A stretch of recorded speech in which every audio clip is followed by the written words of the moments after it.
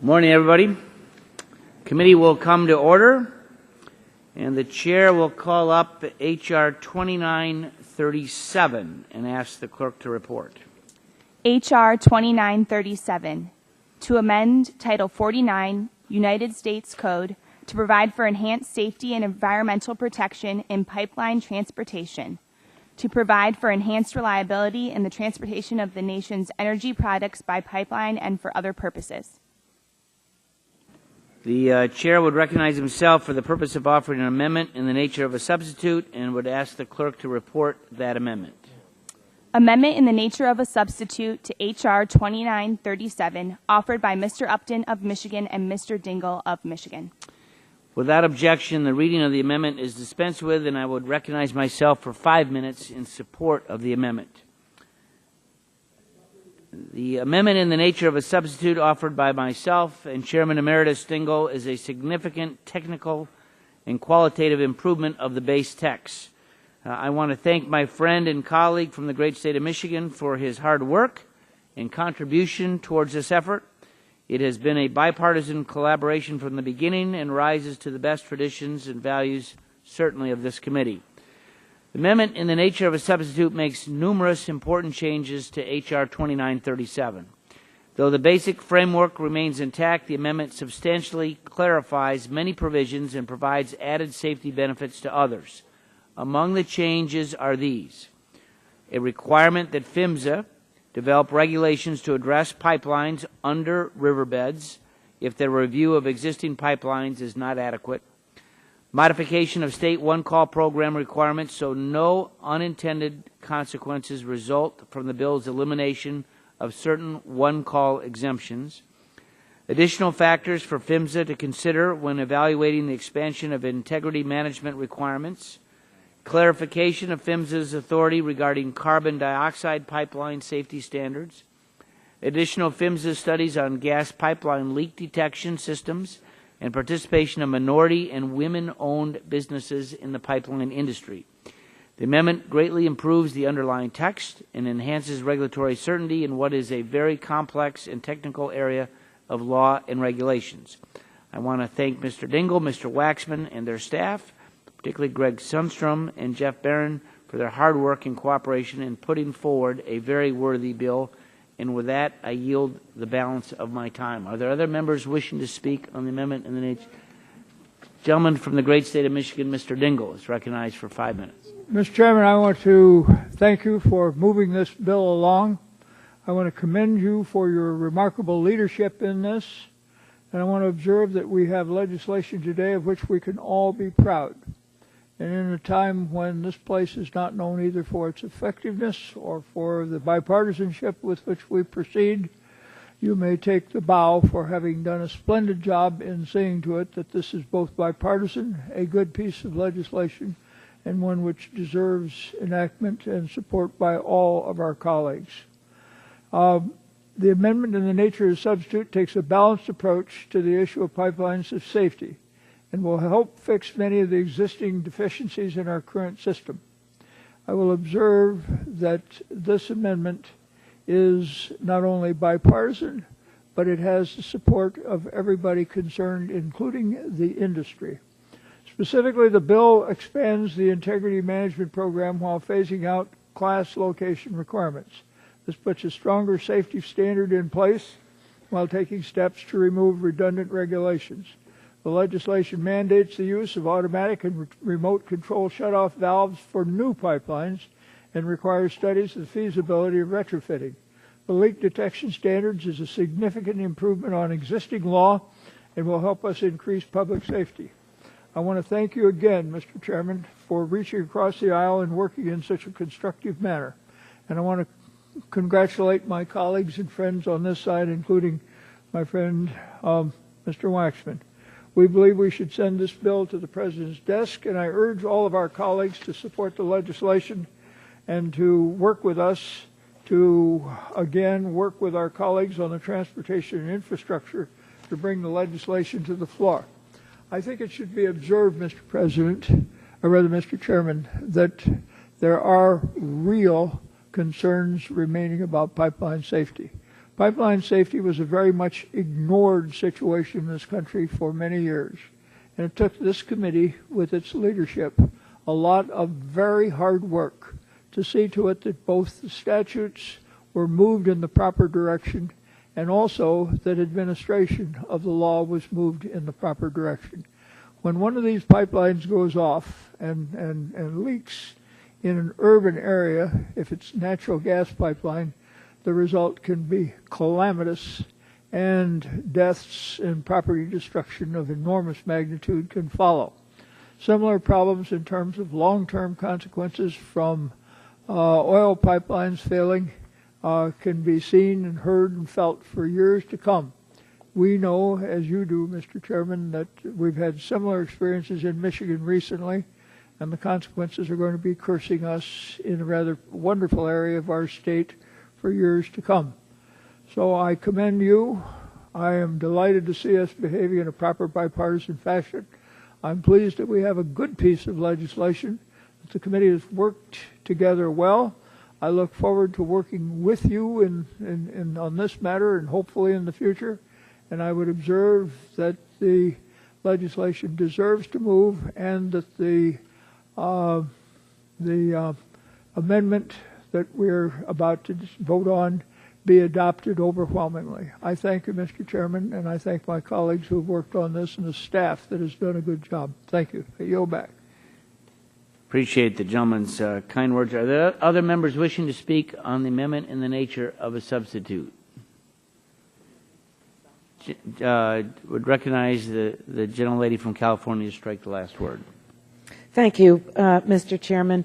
The issue of pipeline safety is one that I take really very, very seriously, and I know that members of the committee do as well. Just about a year ago, a little over a year ago, on September 9th, 2010, in San Bruno, California, which is just north of my congressional district, a natural gas explosion killed 8 people. It injured dozens. It destroyed or damaged over 100 homes. And most frankly, it wrecked lives. And I think there isn't a member here that didn't read about this tragedy that took place on the front pages, carried on the front pages of our nation's newspapers and on the electronic media.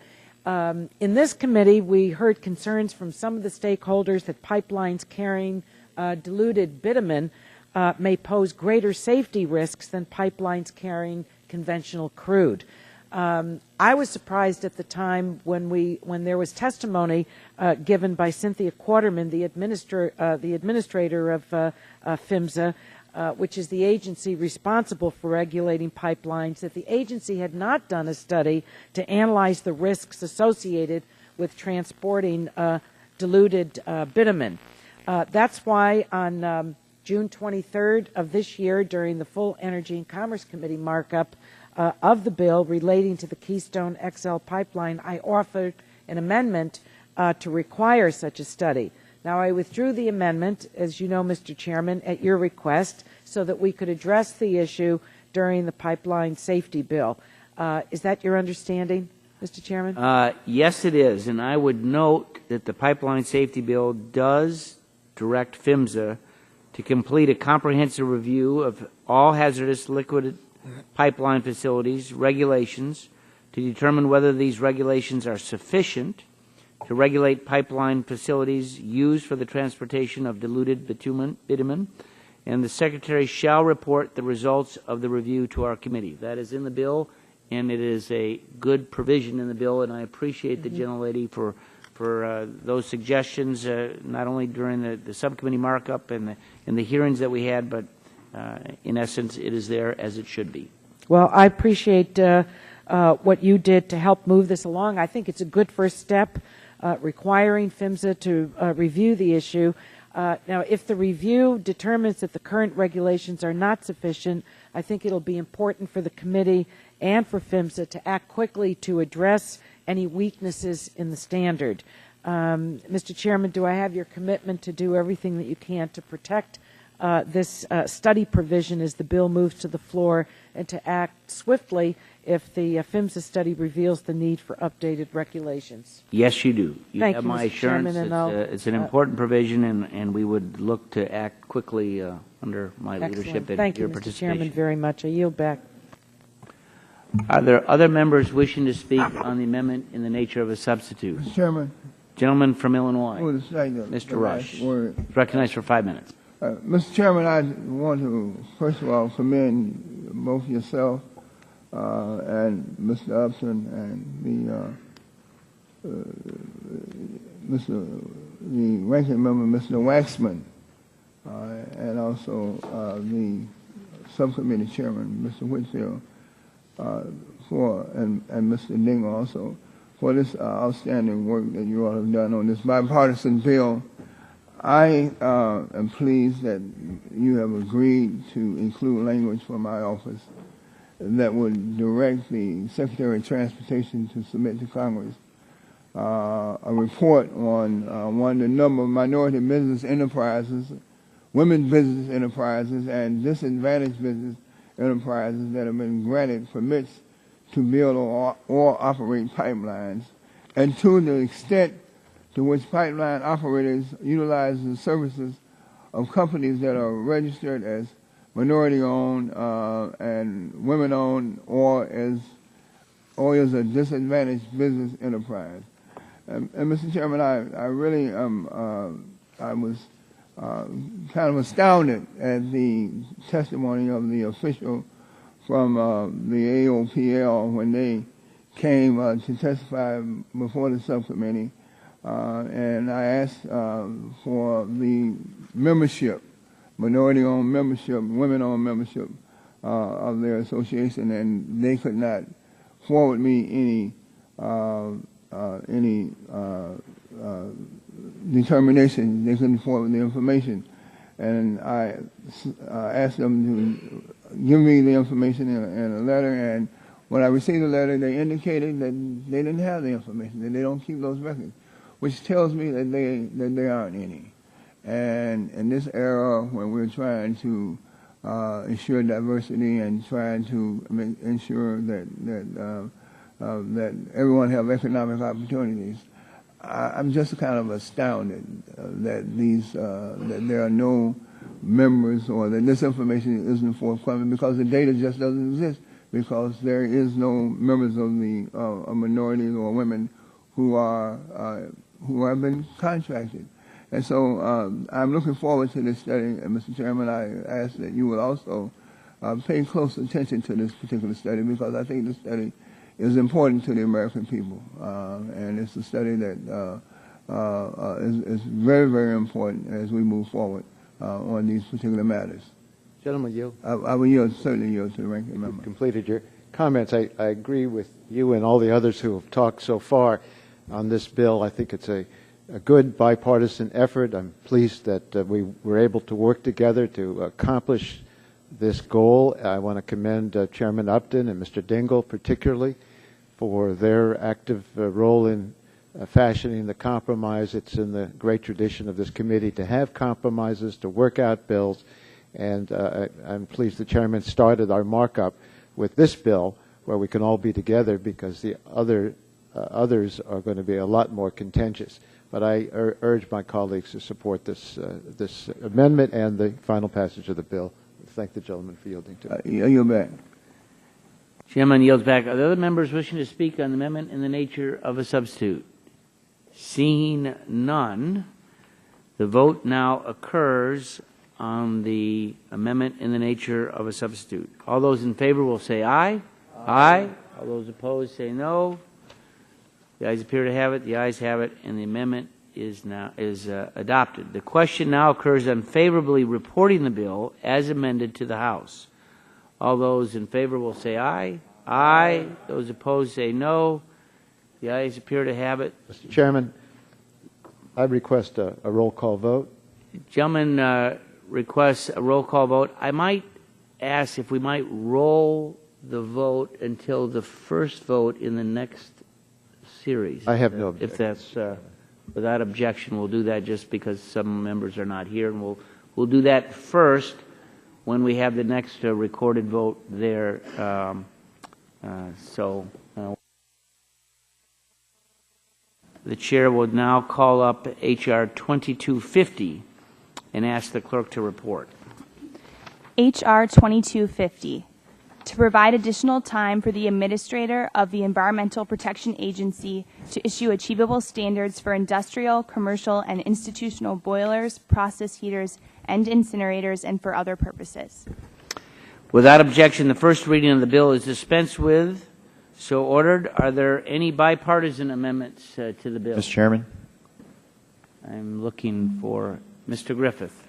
Mr. Chairman, it's not bipartisan now, but I believe it will be. I have an amendment at the desk that I believe will make some members of the All right, other side happy. let me come back to you next. Let me just ask if there are any bipartisan amendments ready to be offered. If not, I would recognize, for what purpose does the gentleman seek recognition? Mr. Chairman, I have an amendment at the desk. The clerk will report the title of the amendment. Amendment to H.R. 2250, offered by Mr. Griffith of Virginia. The Gentleman is recognized for 5 minutes in support of his amendment. Mr. Chairman, this amendment is a pretty straightforward amendment. We heard in the subcommittee some concern about the 15 months and the language that you see being amended. It says, or on such later date as may be determined by the Administrator. That caused some folks some heartburn, so we're striking that language that says, or on such later date as may be determined by the Administrator, which would make the finalization of the regulations would have to be done 15 months after the passage of this bill. And I would ask everybody to vote for it. I think it clarifies what our intent and our purpose was on this bill. I'm happy to answer any questions members might have. Gentleman yield back his time. Are there other members wishing to speak on the amendment offered by the gentleman from Virginia? Mr. Waxman is recognized for 5 minutes. Boilers, Mr. Chairman, boilers are the second largest source of toxic mercury air pollution in the United States. We know that if we don't require modern pollution controls to be installed on boilers, that more babies will be born with birth defects, more babies will be born with brain damage, more children will not develop to reach their true potential. Unfortunately, the bill before us today sets up a triple line of attack on the Clean Air Act to ensure that industry never has to cut its toxic pollution from boilers. First, the legislation removes any deadline for pollution sources to ever have to comply with the law. Explicitly under the bill, no compliance can be required within 5 years. But the bill goes even further, saying that there is no deadline whatsoever for when sources must reduce pollution. It can be 10 years, 15 years, or any other date. Second, the legislation introduces new legal uncertainties into the Clean Air Act's standard-setting process for air toxics. If enacted, this legislation will guarantee years of litigation and could likely result in weak or meaningless standards ultimately being adopted. And finally, although EPA's requested the courts to provide until April 2012 to reconsider the boiler rule, this legislation blocks EPA action until 15 months after the date of enactment, or at least early 2013. The amendment before us improves one of these three problems by stating that EPA must finalize a new boiler rule on the date that is exactly 15 months from the date of enactment. This is a very odd way to draft legislation, but I don't oppose it. However, all members should understand that even with the adoption of this amendment, 2 out of the 3 attacks on Clean Air Act remain. The standards will be litigated and likely weakened or eviscerated. Unless all of these problems are fixed, industrial boilers will continue to emit toxic air pollution uncontrolled. The people who are most affected are those who are nearby these facilities, often low income, often minority people whose children will be exposed to mercury. Whoever they are that will be exposed to this mercury, it's something that we should not allow to continue on an indefinite basis, and I hope members will be mindful of that when we get to final passage of the bill. I yield back the balance of my time. Gentleman yields back. Are there other members wishing to speak on the Griffith Amendment? If gentleman from Georgia, Mr. Chairman, just Dr. Gingrich. real quickly, this amendment would strike or such later date as may be determined by the administrator. So it seems to me, as Representative Griffith said, this is a simple, clear amendment. It clarifies and removes any shadow of a doubt in regard to the 15 months if the administrator might delay it even further. This removes that possibility, and I'm in favor of the amendment, and I yield back. Jim yields back. Are there other members wishing to speak on the amendment? Seeing none, the vote occurs on the amendment offered by the gentleman from Virginia. All those in favor will say aye. Aye. All those opposed say no. The ayes appear to have it. The ayes have it, and the amendment is agreed to. Are there other gentlemen from Illinois? Mr. Chairman, in the spirit of that is kind of contagious, of bipartisan contagion that's going on in this committee, I want to, I have an amendment that if my amendment is agreed upon, then we might be able to get this bill, from my perspective, I might be able to support the entire bill. But, Mr. Chairman, we fixed one aspect of this bill that I thought was confusing and dilatory, but now there's an additional concern that I have, and during her testimony at the September 8th hearing, Gina McCarthy, the Assistant Administrator for Air and Radiation at the U.S. Environmental Protection Agency, she called this bill the direct attack on at the core of the Clean Air Act. Mr. Chairman, he hadn't offered the amendment yet. If the gentleman from Illinois will yield 1 second, are you going to offer an amendment, or do you want to strike the last word? Well, I want to offer an amendment. Offer the amendment? Right. Clerk will report the title of the amendment. Amendment to H.R. 2250, offered by Mr. Rush of Illinois. And the amendment will be considered as read. The staff will distribute the amendment, and now the gentleman is recognized for 5 minutes in support of his amendment. All right. Well, that's a good way of getting more time. Thank you. I want to say one of the concerns that I have is that the bill would indefinitely delay. We've dealt with the indefinite delaying of the bill, but additionally, Mr. Chairman, as Mrs. McCarthy testified before the subcommittee, H.R. 2250 would raise additional public health concerns by weakening substantive Clean Air Act provisions by requiring that the EPA select, quote, the least burdensome, end of quote, of the range of regulatory alternatives, even if a more stringent standard is feasible, economically viable, and would provide greater public health protection. And as written in Section 5 of H.R. 2250, it would raise legal uncertainty, and industry could then argue in the courts that this new language should modify or supersede existing provisions of the Clean Air Act, which were designed to achieve maximum reductions in toxic air pollution.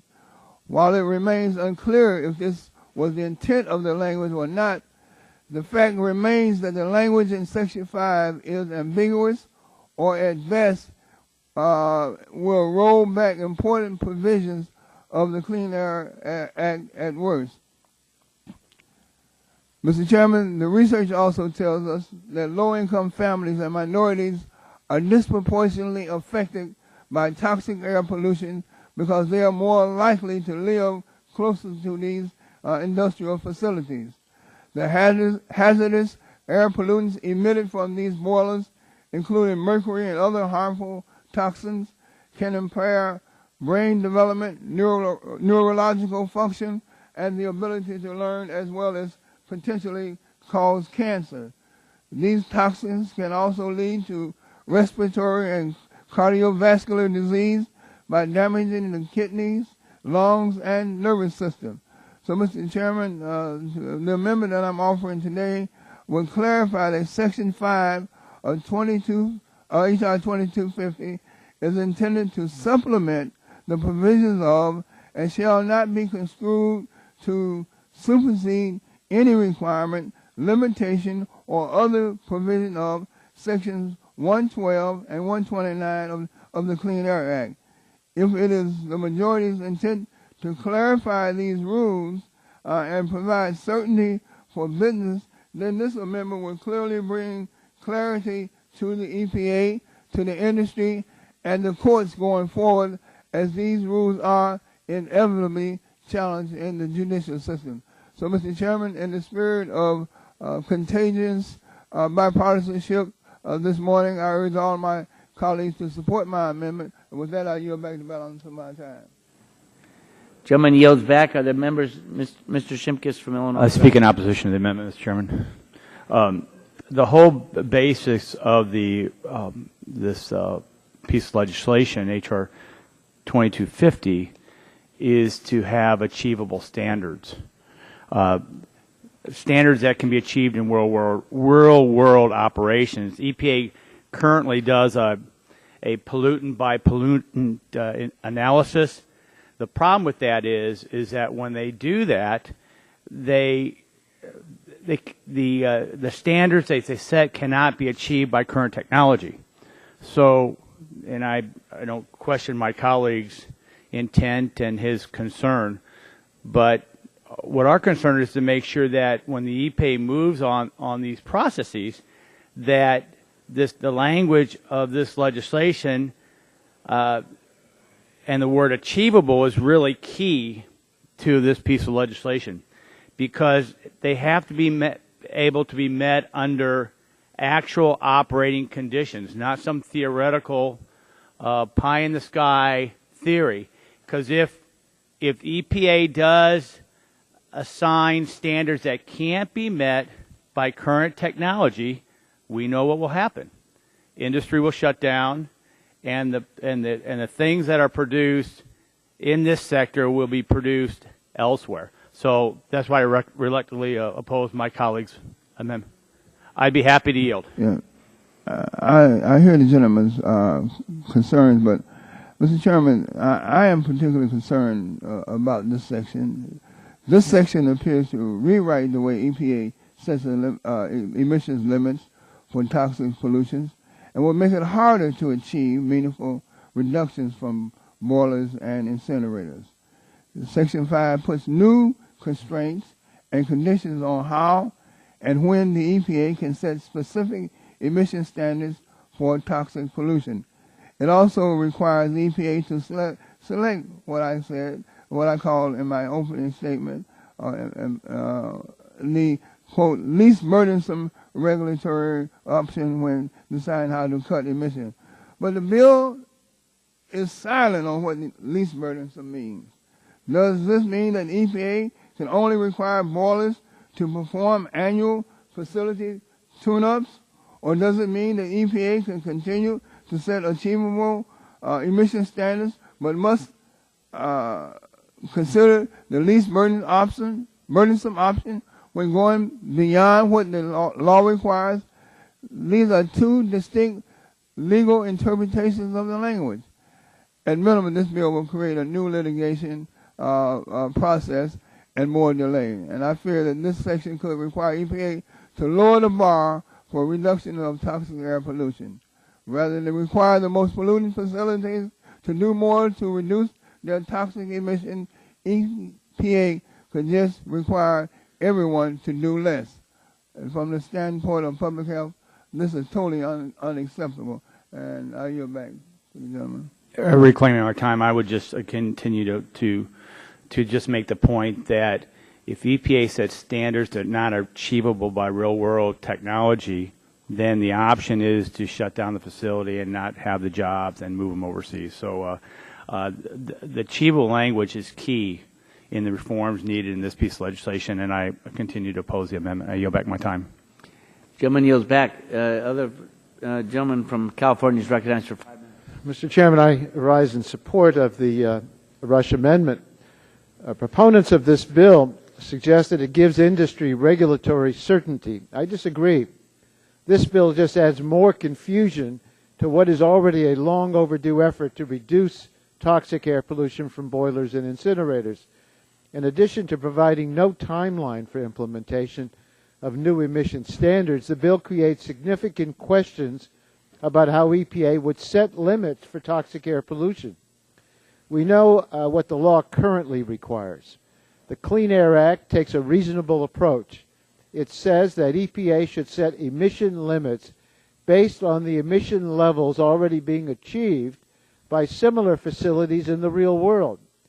For existing sources, EPA bases the emission standard for each pollutant on the average emissions achieved by the best performing 12% of facilities, not the top 1% or even 5%, the top 12%. This has been a standard that's been in place for 20 years. It's worked well. 100 categories of sources are already achieving this requirement. But Section 5 of this bill creates legal uncertainty about whether EPA will be able to follow this model for boilers and incinerators. It directs EPA to select the, quote, least burdensome regulatory alternative. The idea of least burdensome sounds appealing, but history shows that it can be a problem. That exact language was included in the Toxic Substances Control Act, where it proved to be completely unworkable. The so-called burden on industry should be one of the factors EPA takes into account when weighing the different options for how to cut toxic air pollution. But it should not be the only one.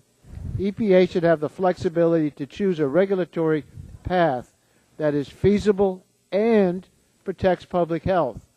The attorneys with years of experience litigating the Clean Air Act told our committee that this section will exempt boilers and incinerators from having to achieve maximum reductions in toxic air pollution. At best, the current language is ambiguous, driving new litigation. At worst, it will eviscerate toxic air pollution standards for some of the largest sources of toxic air pollution, including mercury. The Rush Amendment clarifies the intention of this language. It simply states that the language in this section supplements, but does not replace, the requirement that EPA set numeric emission limits based on the best performing emissions reduction technology, unless such limits are not feasible. It's time for our colleagues to clarify what this language means rather than leave it to industry to litigate for years and then later for the courts to decide. Members who want this bill to gut the Clean Air Act and allow these boilers and incinerators continue polluting without limits will oppose this amendment. But if you want to clean up neurotoxins and carcinogens in communities across the country, particularly in low-income communities with minority groups, if you want to keep our kids healthy, you will support this amendment to preserve the Clean Air Act tools to cut toxic air pollution and protect public health. So I urge support for the Rush Amendment. Would the gentleman yield for just 30 seconds? Be happy to yield. Because he brought up the question, the ranking member brought up the question of ambiguity. I think our position, my position would be it's been ambiguity that's kept a lot of this in litigation since 2004. So I would argue the opposite, that this helps provide additional guidance to the EPA, and that's why I'm still standing in opposition. I yield back. Thank you. Well, reclaiming my time, we have a law that's been in effect for 20 years. It's worked well. Whatever issues that might have been ambiguous in that law have already been settled. And now we're coming in with a replacement for it. And that replacement, we believe, is ambiguous. So if you make this a supplement to the existing law, it would give the EPA the instructions that they ought to be mindful of the costs to industry.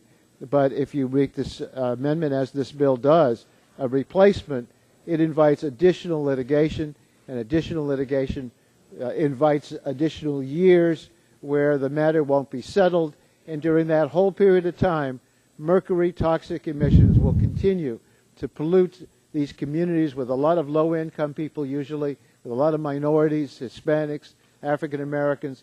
Those are the people who suffer the most from these kinds of emissions. And when it comes to something like mercury, we're talking about a toxin that can kill and injure children and make them least able to succeed in life. So I would urge adoption of the Rush Amendment. Gentleman's time has expired. Are there other members wishing to speak on the amendment? Gentleman from Virginia is recognized for 5 minutes. Thank you, Mr. Chairman. This amendment would add a provision stating that Section 5 is intended to supplement and not supersede any requirement, limitation, or other provisions of Section 112 and 129 of the Clean Air Act.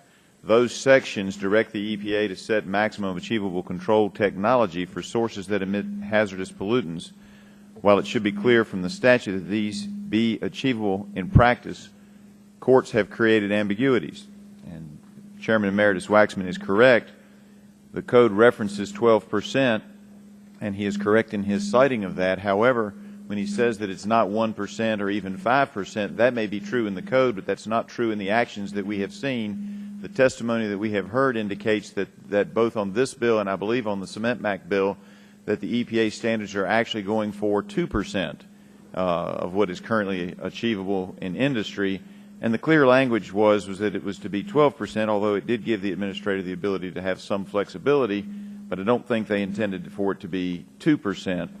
And what's interesting, when you look at the language, it says excluding units, in other words, you're not to count in that 12% units which may have first met the lowest achievable emission rates 18 months before the date of such standards are proposed or 30 months before the date of such standards are promulgated, whichever is later. So clearly, it looks like we need action and we need clarification for the EPA because it does not appear they're following the rules as stated in the language and as acknowledged by Chairman Emeritus Waxman. And so I would submit to you that this amendment needs to be rejected. Further, this amendment actually does create confusion for the EPA because the agency would have to choose between the existing language in the statute and the language that is in the bill and Congress's clarifications in this bill, and that those standards are to be set as achievable in practice by real-world facilities. It's understandable that some folks are just going to be against the bill, and in that sense, we have the debate that we consistently have when we're talking about regulations. One side argues jobs, the other side argues health care. But I would point out that in regard to this bill, I do believe it's significant based on the evidence we heard in the hearings in the subcommittee. This bill would be a significant job creation benefit. It also will keep a lot of jobs, particularly in the manufacturing sector, from leaving the country. And we heard numerous testimony to that effect, particularly from the 9th District of Virginia. In regard to adopting the amendment, I would ask you to reject it. And as Jefferson says in the Jefferson's Manual, he that would totally destroy, referencing the bill, will not amend it, or as said in Gray, the child is not to be put to a nurse that cares not for it. And I would submit this is an amendment submitted by one who cares not for the bill, and it should be rejected. Thank you.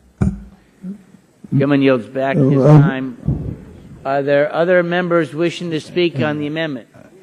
Seen none. Oh, I'm sorry. Chairman? Gentleman from New York. Yeah. I yield to the gentleman from Illinois, Mr. Rush.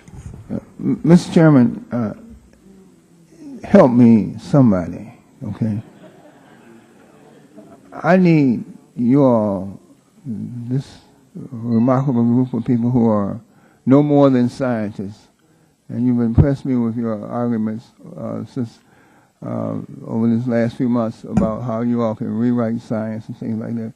But help me to understand what does in section 5, when this bill requires the EPA to select the quote least burdensome of the range of regulatory alternatives. What does least burdensome mean? Maybe somebody can tell me that. If you can just tell me in your mind, what is least burdensome? How would you interpret least burdensome? How would you argue that the EPA come up with the least burdensome alternatives, regulatory alternatives? How would you define it? Tell The me gentleman what yield. least burdensome means. Yes, I yield. Yeah. I'd be delighted to yield. Mr. Chairman, I'm happy to try to answer his question for him. Least burdensome, like in so many endeavors, it is the amount, the easiest way to carry the burden. Imagine a pack on your back. What you want to do is to figure out a way that you can carry that pack to the destination you wish to go with having the lightest weight on you and without bending you down to the ground. And I would submit that what is happening currently as the regulations as proposed are bending businesses down to the ground, and many of them will never finish their trek and they will collapse under the weight.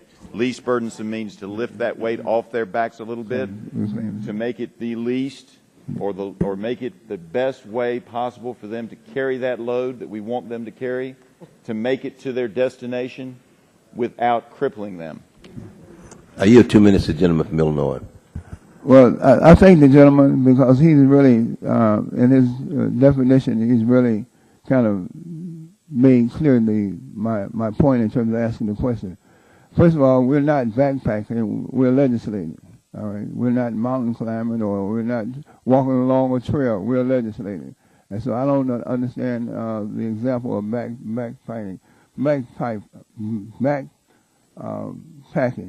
But he also, just made my point because he have indicated that in terms of his interpretation of what least burdensome is, it certainly don't agree with what my interpretation of what least burdensome would be, particularly as it relates to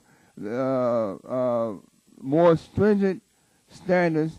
If there are more stringent standards that are economically feasible, viable, and will provide greater public health protection.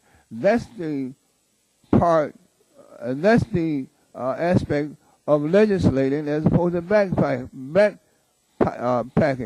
We are here trying to not only get to a certain goal, but we're also trying to provide greater public health protection.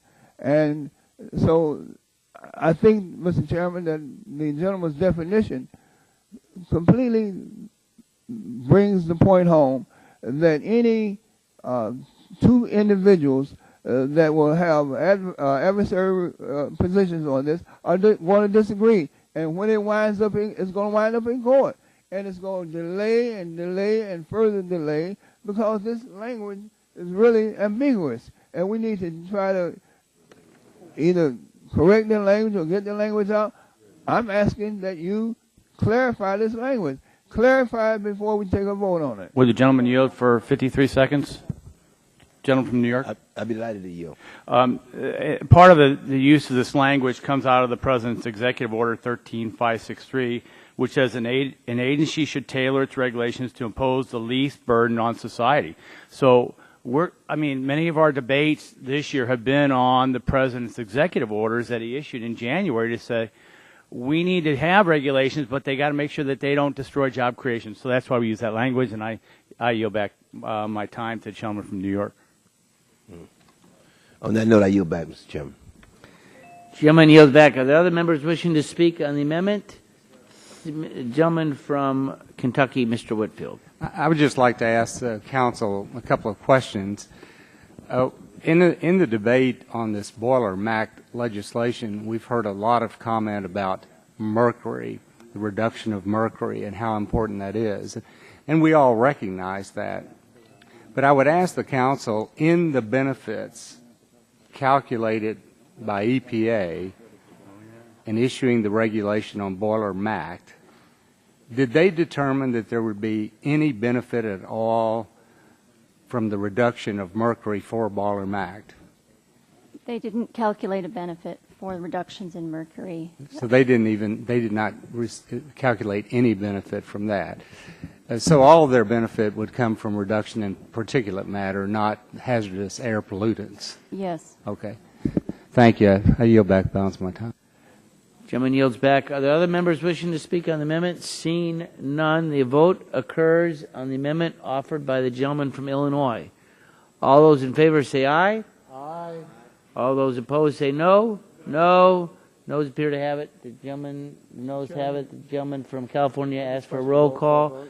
The clerk will call the roll on this amendment, and immediately following this amendment, we will have the vote on final passage on H.R. 2937, the pipeline safety bill, which was debated earlier. So the clerk will call the roll on the Rush. This is on the Rush amendment. Mr. Barton. Mr. Barton votes no. Mr. Stearns. Mr. Stearns votes no. Mr. Whitfield. Mr. Whitfield votes no. Mr. Shimkus. Mr. Shimkus votes no. Mr. Pitts. Mr. Pitts votes no. Mrs. Bono-Mack. Mrs. Bono-Mack votes no. Mr. Walden. Mr. Terry. Mr. Terry votes no. Mr. Rogers. Mr. Rogers votes no. Mrs. Myrick. Mr. Sullivan. Mr. Murphy. Mr. Burgess. Mr. Burgess votes no. Mrs. Blackburn. Mrs. Blackburn votes no. Mr. Bilbray. Mr. Bilbray votes no. Mr. Bass. Mr. Bass votes no. Mr. Gingrey. Mr. Gingrey votes no. Mr. Scalise. Mr. Latta.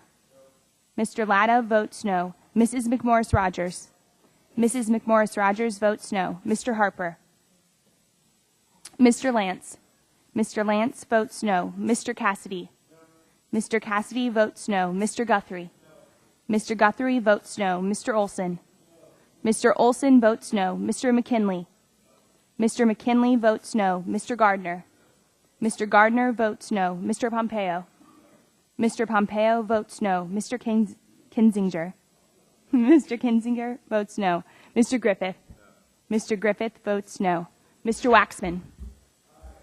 Mr. Waxman votes aye. Mr. Dingle. Mr. Dingle votes aye. Mr. Markey. Mr. Towns. Mr. Towns votes aye. Mr. Pallone. Mr. Pallone votes aye. Mr. Rush. Mr. Rush votes aye. Ms. Eshoo. Ms. Eshoo votes aye. Mr. Engel. Mr. Green. Mr. Green votes aye. Ms. DeGette. Mrs. Capps. Mrs. Capps votes aye. Mr. Doyle. Mr. Doyle votes aye. Ms. Schakowsky. Ms. Schakowsky votes aye. Mr. Gonzalez. Mr. Gonzalez votes aye. Mr. Inslee. Ms. Baldwin. Ms. Baldwin votes aye. Mr. Ross. Mr. Ross votes no. Mr. Matheson. Mr. Matheson votes no. Mr. Butterfield. Mr. Butterfield votes no. Mr. Barrow. Mr. Barrow votes no. Ms. Matsui. Ms. Matsui votes aye. Mrs. Christensen. Mrs. Christensen votes aye. Ms. Castor. Ms. Castor votes aye. Chairman Upton. Votes no. Chairman Upton votes no. Are there other members wishing to vote? Mr. Walden. Mr. Walden votes no. Mr. Sullivan. Mr. Sullivan votes no. Mr. Harper. Mr. Harper Scalise. votes no. Was it? Other members? Mr. Scalise Inslee. votes no. Mr. Inslee. Mr. Inslee votes aye. Are there other members wishing to cast a vote? Needed. Scalise voted. Seeing none, the clerk will report the tally. Reminder to members that we'll be voting immediately on the final passage of the pipeline safety bill, and once the clerk reports the vote.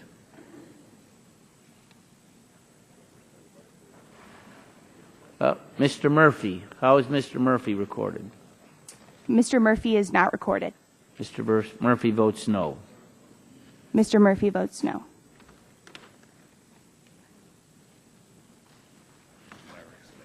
Hmm?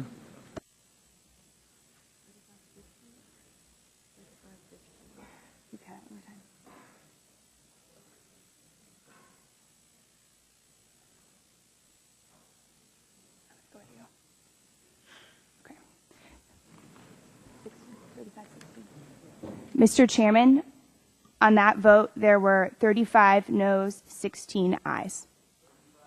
35 noes, 16 ayes. The amendment is not agreed to. The clerk will now call the roll on H.R. 2937, Pipeline Safety Bill as amended. Final passage. Mr. Barton. Mr. Barton votes aye. Mr. Stearns. Mr. Stearns votes aye. Mr. Whitfield. Mr. Whitfield votes aye. Mr. Shimkiss. Mr. Shimkiss votes aye. Mr. Pitts. Mr. Pitts votes aye. Mrs. Bonomack. Mrs. Bonomack votes aye. Mr. Walden. Mr. Walden votes aye. Mr. Terry. Mr. Terry votes aye. Mr. Rogers. Mr. Rogers votes aye. Mrs. Myrick. Mr. Sullivan. Mr. Murphy. Mr. Murphy votes aye. Mr. Burgess. Mr. Burgess votes aye. Mrs. Blackburn. Mrs. Blackburn votes aye. Mr. Bilbray. Mr. Bilbray votes aye. Mr. Bass. Mr. Bass votes aye. Mr. Gingrey. Mr. Gingrey votes aye. Mr. Scalise. Mr. Scalise votes aye. Mr. Latta. Mr. Latta votes aye. Mrs. McMorris Rogers. Mrs. McMorris Rogers votes aye. Mr. Harper. Mr. Harper votes aye. Mr. Lance. Mr. Lance votes aye. Mr. Cassidy. Mr. Cassidy votes aye. Mr. Guthrie. Mr. Guthrie votes aye. Mr. Olson. Mr. Olson votes aye. Mr. McKinley. Mr. McKinley votes aye. Mr. Gardner. Mr. Gardner votes aye. Mr. Pompeo. Mr. Pompeo votes aye. Mr. Kinzinger. Mr. Kinzinger votes aye. Mr. Griffith. Mr. Griffith votes aye. Mr. Waxman. Mr. Waxman votes aye. Mr. Dingle. Mr. Dingle votes aye. Mr. Markey. Mr. Towns. Mr. Towns votes aye. Mr. Pallone. Mr. Pallone votes aye. Mr. Rush. Mr. Rush votes aye. Ms. Eshue. Ms. Eshue votes aye. Mr. Engel. Mr. Green. Mr. Green votes aye. Ms. DeGette. Mrs. Capps. Mrs. Capps votes aye. Mr. Doyle. Mr. Doyle votes aye. Ms. Schakowsky. Ms. Schakowsky votes aye. Mr. Gonzalez. Mr. Gonzalez votes aye. Mr. Inslee. Ms. Baldwin. Ms. Baldwin votes aye. Mr. Ross. Mr. Ross votes aye. Mr. Matheson. Mr. Butterfield. Mr. Butterfield votes aye. Mr. Barrow. Mr. Barrow votes aye. Ms. Matsui. Ms. Matsui votes aye. Mrs. Christensen. Mrs. Christensen votes aye. Ms. Castor. Ms. Castor votes aye. Chairman Upton. Votes aye. Chairman Upton votes aye. Other members wishing to cast a vote? Mr. Sullivan? Mr. Sullivan votes aye. Mr. Inslee? Mr. Inslee votes aye. Gentleman from Utah? Mr. Matheson votes aye. Gentlelady from Colorado? Ms. DeGette votes aye. Are there other members wishing to cast a vote? If not, the clerk will report the tally.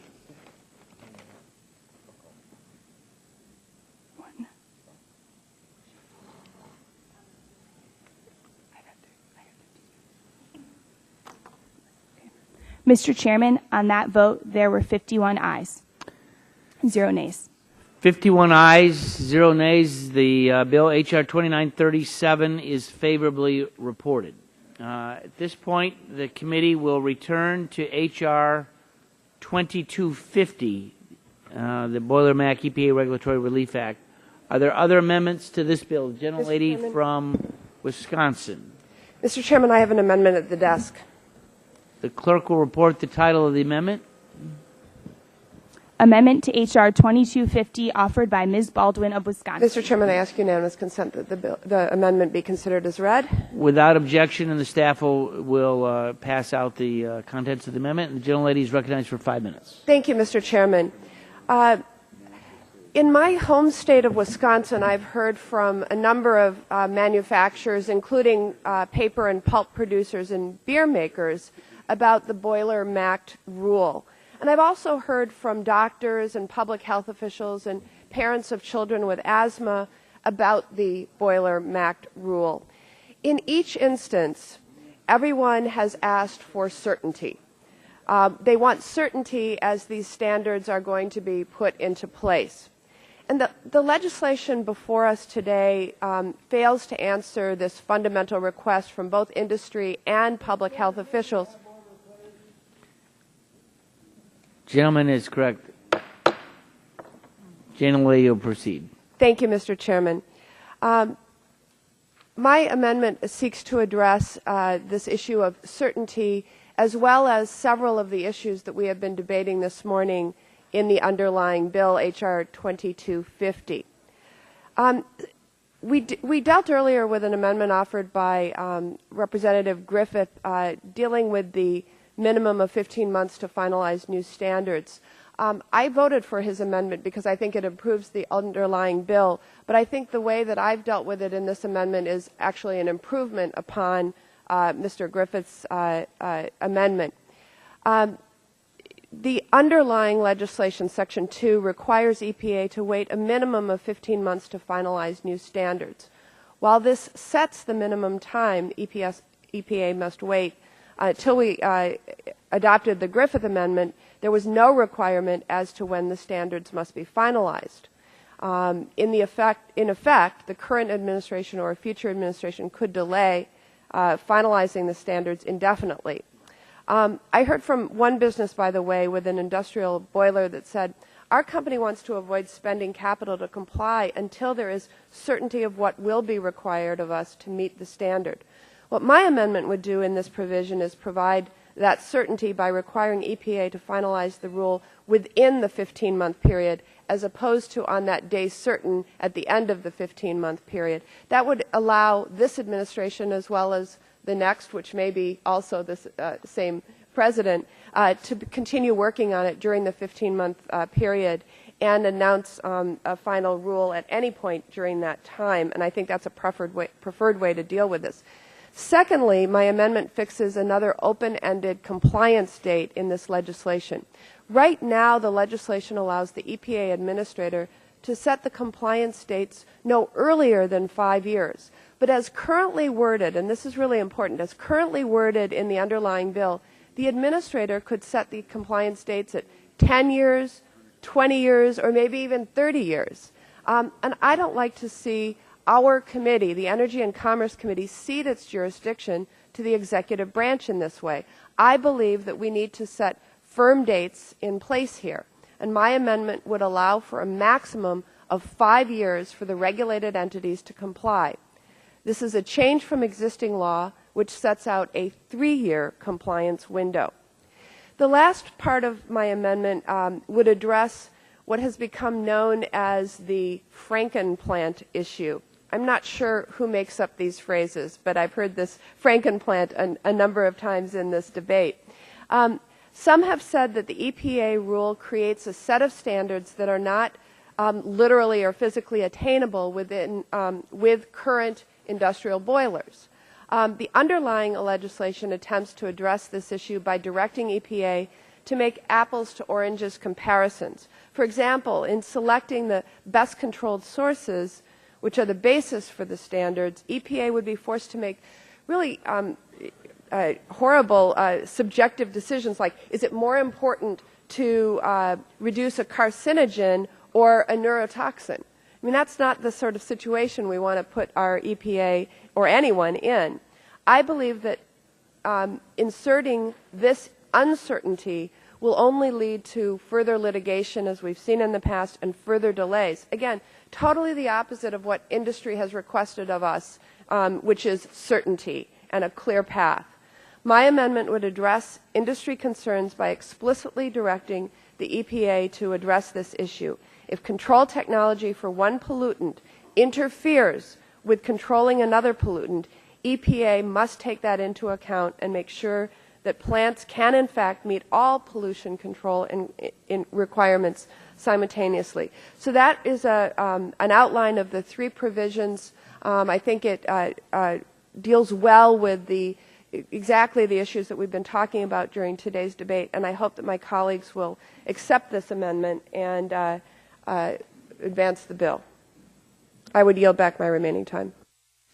Gentlelady yields back her balance of time. Does anyone seek recognition to speak in opposition to the amendment on our side? Mr. Griffith, recognized for 5 minutes. Thank you, Mr. Chairman. This amendment would require the EPA to issue the new rules within 15 months of enactment of the Act, remove the area source rule, boiler rule from the bill, require the EPA to set up a maximum compliance period of 5 years and prohibit any extensions of the 5-year period, and then strike the heart of the bill, Section 5.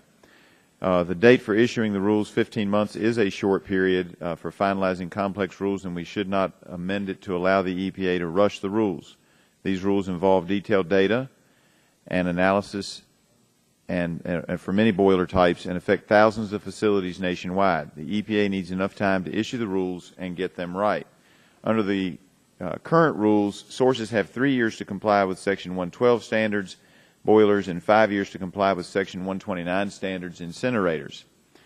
The legislation directs the EPA to set compliance dates of at least 5 years, taking into account real-world considerations like costs, equipment, and labor, and time for permitting, procuring, and installing the equipment. We heard testimony from one employer in the 9th District of Virginia, which I am proud to represent, that even if they decided that the best way to go was to switch to natural gas, it would take a considerable amount of time to figure out how they were going to get the natural gas there, because there is not currently in the area where that facility is located a line with sufficient supply to switch their boilers over to natural gas and to get around the mountains.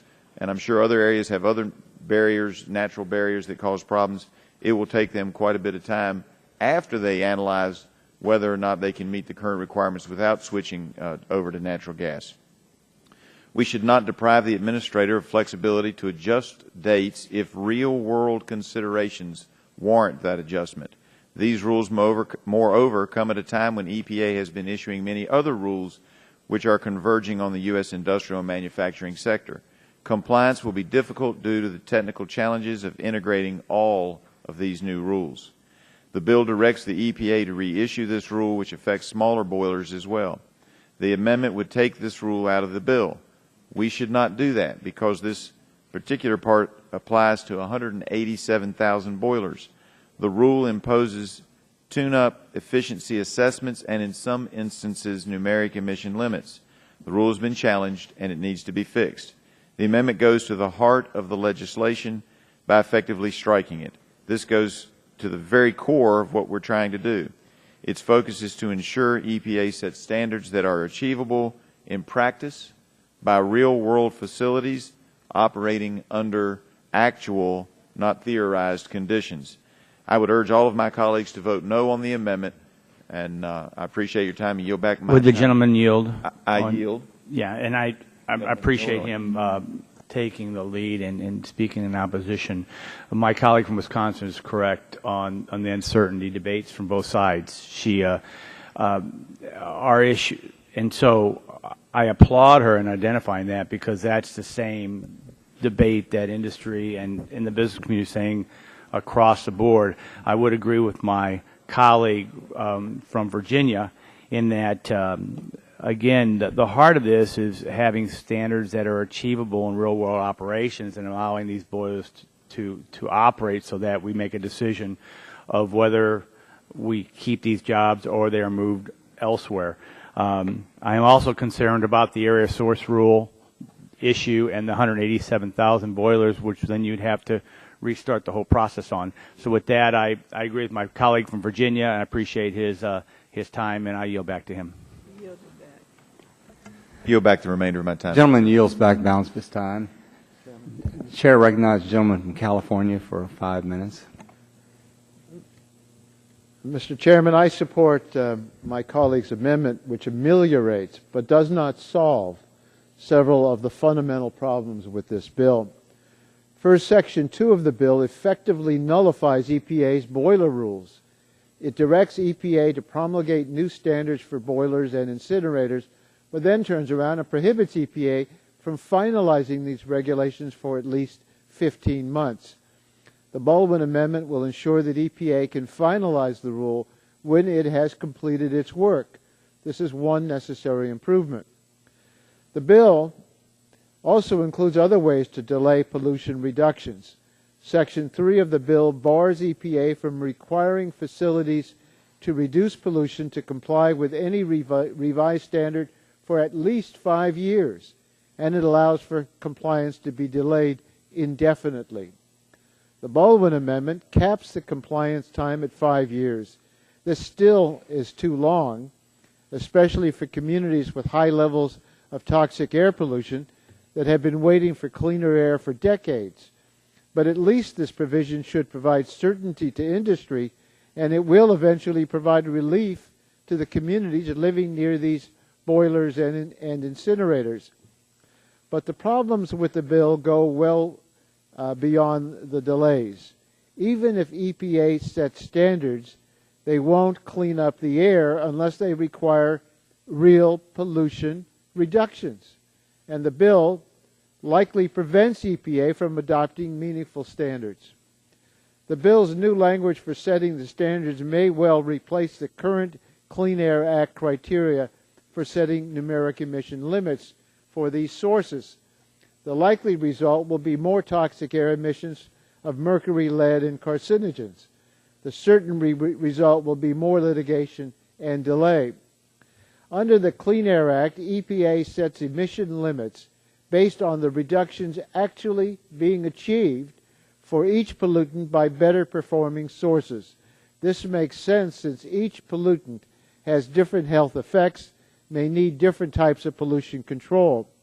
Section 5 of the bill may require EPA to set emissions limits based on the sources that perform best across all the regulated pollutants. This sounds fine, but is completely unworkable. How is EPA supposed to decide whether a source emitting fewer neurotoxins or fewer carcinogens is better performing? Section 5 may also prevent EPA from setting numeric emissions limits altogether. This section directs EPA to select the least burdensome regulatory alternative when deciding how to reduce toxic pollution from these sources, and this may amount to nothing more than requiring periodic boiler tune-ups. Mr. Rush asked this question and did not get an answer. If existing sources are using pollution control technologies, can EPA set standards based on those technologies? Or must EPA simply require annual boiler tune-ups? That would certainly be less burdensome. It is also far less cleanup than the Clean Air Act provides. The Baldwin Amendment strikes this ambiguous and potentially extreme language and replaces it with a simple provision that directly responds to the concerns industry has raised. It directs EPA to address concerns about meeting the emissions limits for each pollutant at the same time using EPA's existing authority. This amendment does not remove all my concerns about the bill, but it does improve it significantly, and I urge my colleagues to support the amendment. And I yield back the balance of my time. The gentleman yields back the balance this time. Is there further discussion on the amendment? In that case, the question will now be on the Baldwin Amendment. All those in favor signify by saying aye. Aye. All those opposed signify by saying no. No. Chairman, request a roll call vote. The gentleman requests a roll call vote. The clerk will call the roll. Mr. Barton. Mr. Stearns. Mr. Whitfield. No. Mr. Whitfield votes no. Mr. Shimkus. No. Mr. Shimkus votes no. Mr. Pitts. Mr. Pitts votes no. Mrs. Bono-Mack. Mrs. Bono-Mack votes no. Mr. Walden. Mr. Walden votes no. Mr. Terry. Mr. Terry votes no. Mr. Rogers. Mr. Rogers votes no. Mrs. Myrick. Mr. Sullivan. Mr. Sullivan votes no. Mr. Murphy. Mr. Murphy votes no. Mr. Burgess. Mrs. Blackburn. Mr. Bilbray. Mr. Bass. Mr. Bass votes no. Mr. Gingrey. Mr. Gingrey votes no. Mr. Scalise. Mr. Scalise votes no. Mr. Latta. Mr. Latta votes no. Mrs. McMorris Rogers. Mrs. McMorris Rogers votes no. Mr. Harper. Mr. Harper votes no. Mr. Lance. Mr. Lance votes no. Mr. Cassidy. Mr. Cassidy votes no. Mr. Guthrie. Mr. Guthrie votes no. Mr. Olson. Mr. Olson votes no. Mr. McKinley. Mr. McKinley votes no. Mr. Gardner. Mr. Gardner votes no. Mr. Pompeo. Mr. Pompeo votes no. Mr. Kinzinger. Mr. Kinzinger votes no. Mr. Griffith. Mr. Griffith votes no. Mr. Waxman. Mr. Waxman votes aye. Mr. Dingle. Mr. Dingle votes aye. Mr. Markey. Mr. Towns. Mr. Towns votes aye. Mr. Pallone. Mr. Pallone votes aye. Mr. Rush. Mr. Rush votes aye. Ms. Eshue. Ms. Eshue votes aye. Mr. Engel. Mr. Green. Mr. Green votes aye. Ms. DeGette. Ms. DeGette votes aye. Mrs. Capps. Mrs. Capps votes aye. Mr. Doyle. Mr. Doyle votes aye. Ms. Schakowsky. Ms. Schakowsky votes aye. Mr. Gonzalez. Mr. Gonzalez votes aye. Mr. Inslee. Mr. Inslee votes aye. Ms. Baldwin. Ms. Baldwin votes aye. Mr. Ross. Mr. Ross votes no. Mr. Matheson. Mr. Matheson votes no. Mr. Butterfield. Mr. Barrow. Mr. Barrow votes no. Ms. Matsui. Ms. Matsui votes aye. Mrs. Christensen. Mrs. Christensen votes aye. Ms. Castor. Ms. Castor votes aye. Chairman Upton. Chairman Upton. Chairman Upton votes no. The gentleman from Florida. Mr. Stearns votes no. Ms. Myrick. No. Ms. Myrick votes no. Dr. Burgess. Mr. Burgess votes no. Mr. Bilbray. Mr. Bilbray votes no. Ms. Blackburn. Ms. Blackburn votes no. Mr. Butterfield. Mr. Butterfield votes no. Has everyone had the opportunity to vote? Will the clerk report the vote, please?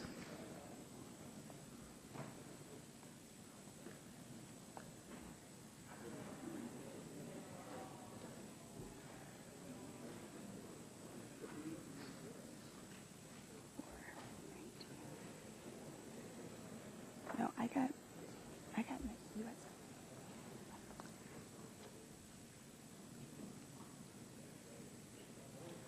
Minus 3, one more, 20.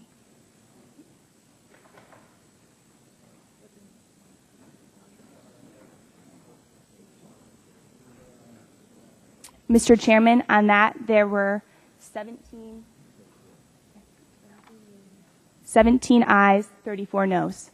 17 ayes, 34 noes. The amendment is not agreed to. Are there further amendments on 2250? If not, the question now would occur on favorably reporting the bill as amended to the House. All those in favor say aye. Aye. Those opposed, no. The ayes appear to have it. The ayes. Gentleman from California. Gentleman from California requests a roll call vote. Will the clerk please call the roll? Mr. Barton. Mr. Stearns. Mr. Stearns votes aye. Mr. Whitfield. Aye. Mr. Whitfield votes aye. Mr. Shimkus. Aye. Mr. Shimkus votes aye. Mr. Pitts. Mr. Pitts votes aye. Mrs. Bonomack. Mrs. Bonomack votes aye. Mr. Walden. Aye. Mr. Walden votes aye. Mr. Terry. Aye. Mr. Terry votes aye. Mr. Rogers. Aye. Mr. Rogers votes aye. Mrs. Myrick. Aye. Mrs. Myrick votes aye. Mr. Sullivan. Aye. Mr. Sullivan votes aye. Mr. Murphy. Aye. Mr. Murphy votes aye. Mr. Burgess. Aye. Mr. Burgess votes aye. Mrs. Blackburn. Mr. Bilbray. Mr. Bilbray votes aye. Mr. Bass. Mr. Bass votes aye. Mr. Gingrey. Mr. Gingrey votes aye. Mr. Scalise. Mr. Scalise votes aye. Mr. Latta. Mr. Latta votes aye. Mrs. McMorris Rogers. Mrs. McMorris Rogers votes aye. Mr. Harper. Mr. Harper votes aye. Mr. Lance. Mr. Lance votes aye. Mr. Cassidy. Mr. Cassidy votes aye. Mr. Guthrie. Mr. Guthrie votes aye. Mr. Olson. Mr. Olson votes aye. Mr. McKinley. Mr. McKinley votes aye. Mr. Gardner. Mr. Gardner votes aye. Mr. Pompeo. Mr. Kinzinger. Mr. Kinzinger votes aye. Mr. Griffith. Mr. Griffith votes aye. Mr. Waxman.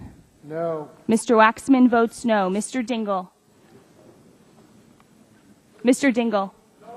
Mr. Dingle votes no. Mr. Markey. Mr. Towns. No. Mr. Towns votes no. Mr. Pallone. Mr. Pallone votes no. Mr. Rush. No. Mr. Rush votes no. Ms. Eshoo. Ms. Eshoo votes no. Mr. Engel. Mr. Green. Aye. Mr. Green votes aye. Ms. DeGette. Ms. DeGette votes no. Mrs. Capps. Mrs. Capps votes no. Mr. Doyle. Mr. Doyle votes no. Ms. Schakowsky. Ms. Schakowsky votes no. Mr. Gonzalez. Mr. Gonzalez votes aye. Mr. Inslee. Mr. Inslee votes no. Ms. Baldwin. Mr. Ross. Mr. Ross votes aye. Mr. Matheson. Mr. Matheson votes aye. Mr. Butterfield. Mr. Butterfield votes aye. Mr. Barrow. Mr. Barrow votes aye. Ms. Matsui. Ms. Matsui votes no. Mrs. Christensen. Mrs. Christensen votes no. Ms. Castor. Ms. Castor votes no. Chairman Upton. Chairman Upton votes aye. Mrs. Blackburn. Mrs. Blackburn votes aye. Mr. Pompeo. Mr. Pompeo votes aye. Has everyone had the opportunity to cast a vote on this legislation?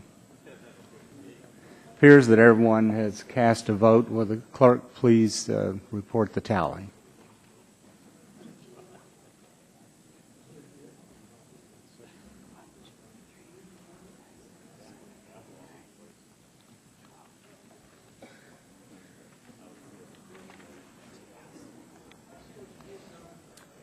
Mr. Chairman, on that, there were 36 ayes, 14 nays.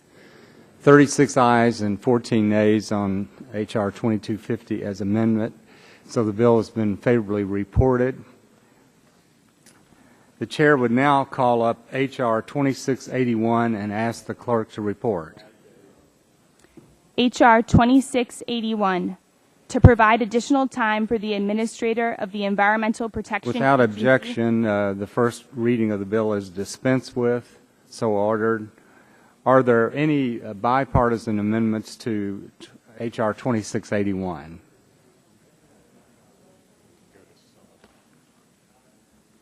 Mr. Chair recognizes Mr. Sullivan. What purpose do you seek recognition, Mr. Sullivan? Affirm my amendment. The clerk will please report the amendment.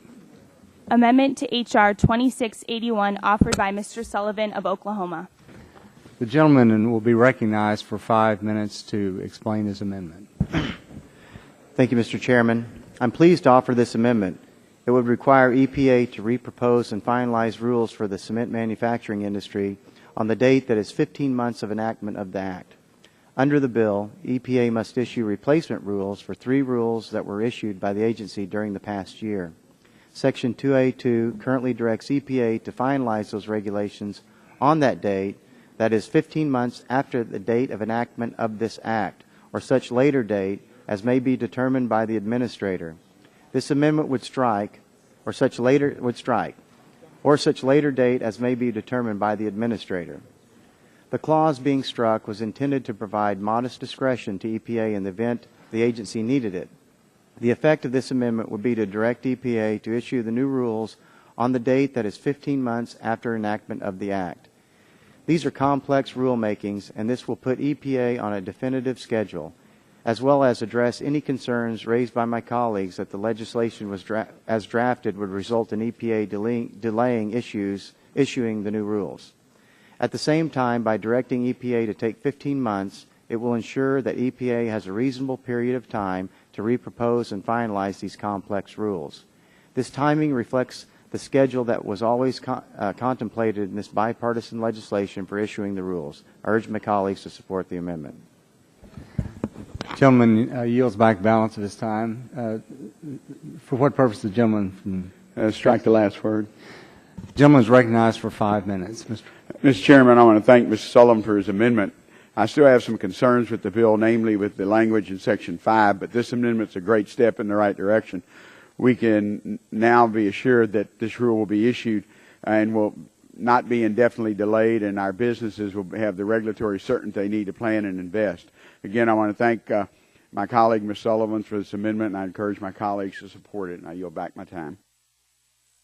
Gentleman yields back the balance of his time. Are there further, for what purpose does the gentleman of California seek recognition? Speak on the amendment. Gentleman is recognized for 5 minutes. Mr. Chairman, for far too long, cement kilns have been allowed to emit neurotoxins, carcinogens, and other hazardous air pollutants without any controls. In fact, cement kilns are one of the largest sources of toxic mercury air pollution in the United States. Mercury pollution can have a devastating impact on babies' developing brains, leading to birth defects, brain damage, and learning disabilities in children. This bill attacks the Clean Air Act on multiple fronts to ensure that cement kilns can continue to pollute without limits. First, the legislation removes any deadline for cement kilns to comply with any emissions standards. Under the bill, EPA cannot require compliance for at least 5 years after the regulations are finalized.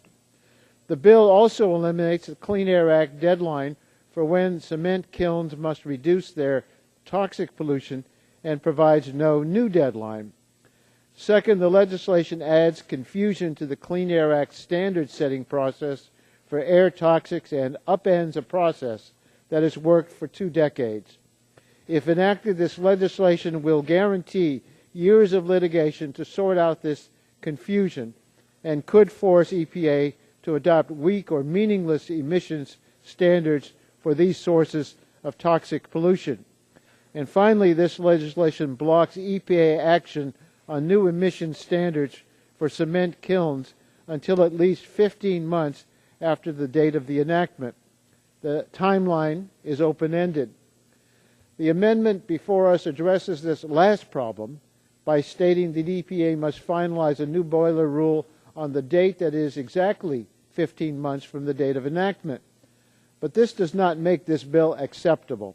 This bill remains an attack on the Clean Air Act and undermines EPA's authority to protect the health of children and all Americans from toxic air pollution. I support this amendment, but remained opposed to the bill overall. Yield back the balance of my time. The gentleman yields back balance of his time. Does anyone else seek recognition to speak for or against the amendment? Since no one seeks recognition, the question will now occur on the approval of the amendment. Those in favor will signify by saying aye. Aye. Those opposed, no. In the opinion of the chair, the ayes have it, and the amendment is adopted. Mr. Chairman? Are there, for what purpose is the gentleman from Mr. Chairman, I have an amendment at the desk. Russia 01. Clerk will report the gentleman's amendment. Amendment to H.R. 2681 offered by Mr. Rush of Illinois. Without objection, the reading amendment is dispensed with, and the gentleman from Illinois is recognized for 5 minutes in support of his amendment. Mr. Chairman, as indicated earlier, cement kilns are a major source of mercury pollution and other toxic air pollution. Until last year, cement kilns had managed to avoid any sort of requirement to reduce these emissions.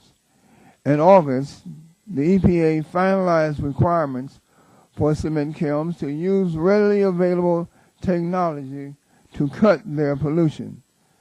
This bill nullifies these new health standards and requires EPA to go back to the drawing board. Supporters of this bill argue that it will provide certainty to industry when in fact it does precisely the opposite. First, as we discussed previously, this bill allows for an indefinite delay of the cement rules so that industry has no idea when it would have to comply with new emissions limits, if at all. Additionally, as written, Section 5 of 2681 will raise legal uncertainty and ambiguity for industry, for the EPA, and the courts over whether language contained in this bill should modify or supersede existing provisions of the Clean Air Act, which were designed to achieve maximum reductions in toxic air pollution. This section requires EPA to set emission standards for cement kilns that can be met, quote, consistently and concurrently, end of quote. It also requires EPA to select, quote, the least burdensome, end of quote, regulatory alternative, even if a stronger standard is feasible and would provide more public health benefits. While words like least burdensome and consistently and concurrently sound reasonable, in this case, they are misleading. The Clean Air Act requires EPA to set toxic air pollution standards for cement kilns based on numeric emission levels that cleanup facilities are actually achieving in today's world, in the real world of today. Not in a lab, but in the real world.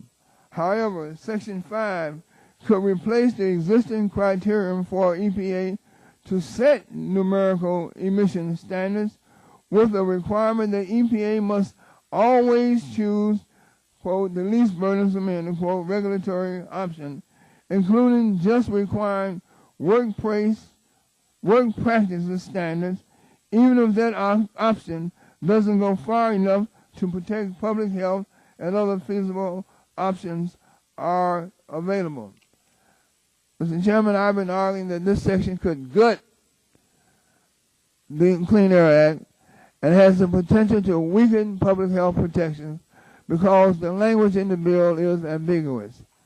Does the bill intend to replace the existing criterion and let polluters off the hook, or does it intend to give EPA direction where they already have some discretion?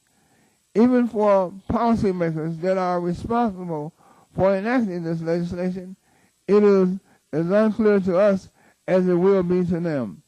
And my amendment will clarify that Section 5 of H.R. 2681 is intended to supplement the provisions of and shall not be construed to supersede any requirement, limitation, or provision of Section 112 and 129 of the Clean Air Act. This amendment clarifies the rules and provides certainty for EPA, industry, and the courts. Mr. Chairman, I urge all my colleagues to support my amendment, and with that, I yield back the balance of my time.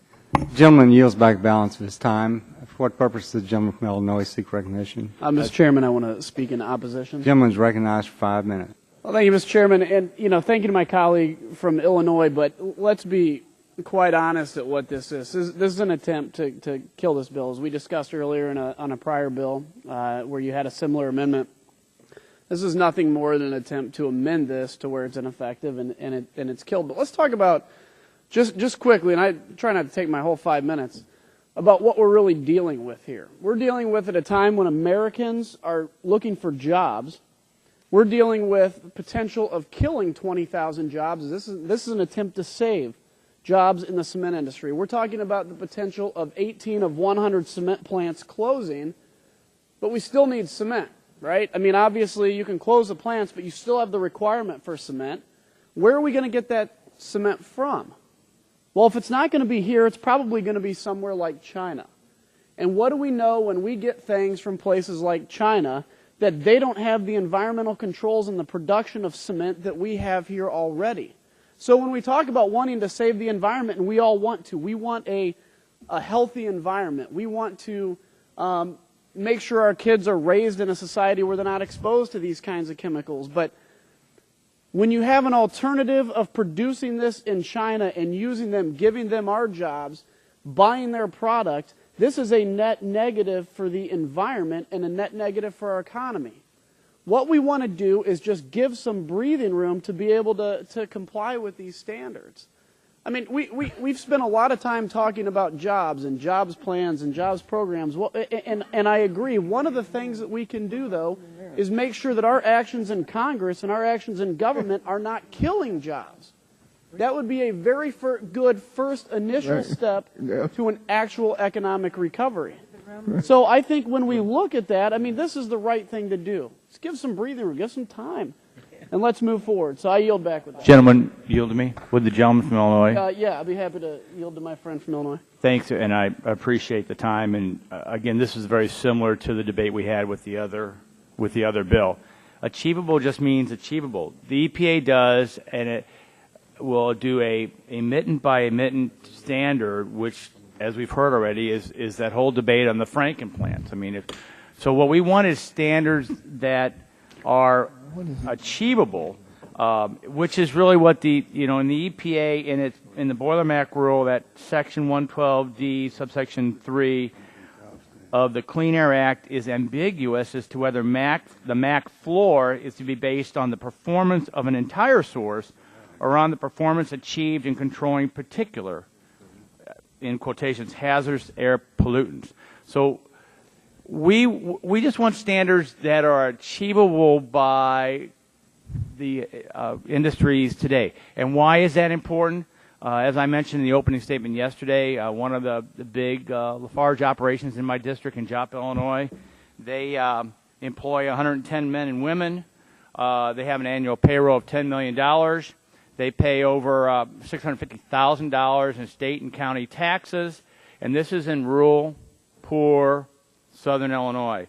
They employ people from Illinois and also from Paducah, Kentucky, which is in the chairman's district.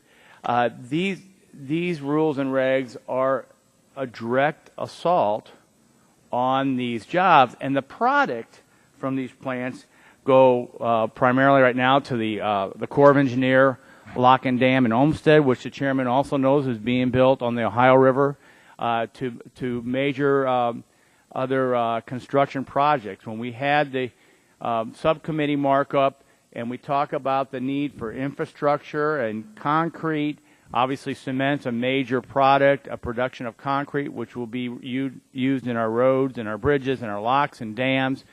Additional rules and regulations will make the cost of this higher than it is, meaning less projects. So I appreciate my colleagues' support. I'd ask people to reject this amendment. If the gentleman would yield, Mr. Chairman. Yeah, thank you very much. Just briefly, if I could just add to the previous two gentlemen from Illinois.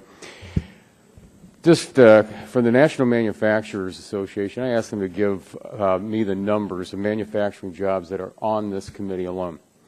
Back in March of this year, we had 1.8 million manufacturing jobs, and that has dropped to 1.55 million since then. We're losing jobs in this country, and as the gentleman just mentioned, that these jobs will go overseas, and we just can't, we all want clean air and clean water, but at the same time we want to have achievable standards. We've got to be able to do that. Otherwise, in another 2 months when I'm sitting here, I'll be telling you how many more jobs we've lost, and now we're down to 1.55 from 1.8 earlier this year, and I yield back. The time of the gentleman from Illinois has expired. The chair recognizes the gentleman from California to speak in favor of the amendment. Mr. Chairman, what we've just heard is an argument that we shouldn't kill jobs, but the alternative may be to kill children, and that doesn't make sense. I think that the existing law should be allowed to work. I fear that this bill undermines the fundamental premises of Section 112 and 129 of the Clean Air Act by establishing two new criteria for setting emission standards for toxic air pollution. Does this bill provide a breather? Well, not for the kids.